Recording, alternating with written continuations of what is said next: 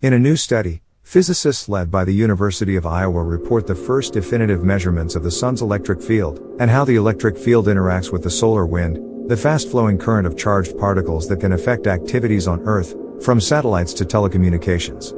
The physicists calculated the distribution of electrons within the sun's electric field, a feat made possible by the fact that the Parker Solar Probe jetted within 9 million miles from the sun, closer than any spacecraft has approached. From the electrons' distribution, the physicists were able to discern the sun's electric field more clearly than had been done before. The sun's electric field arises from the interaction of protons and electrons generated when hydrogen atoms are stripped apart in the intense heat generated by fusion, deep within the sun. In this environment, electrons, with masses 1,800 times less than that of protons, are blown outward, less constrained by gravity than their weightier proton siblings. But the protons, with their positive charge, exert some control, reigning in some electrons due to the familiar attraction forces of oppositely charged particles.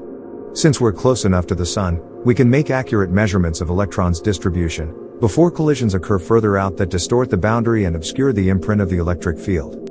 From those measurements we can learn more about the solar wind, the million-mile-per-hour jet of plasma from the sun that washes over the Earth and other planets in the solar system. What they found is the sun's electric field exerts some influence over the solar wind, but less than had been thought. It's not the main thing that gives the solar wind its kick.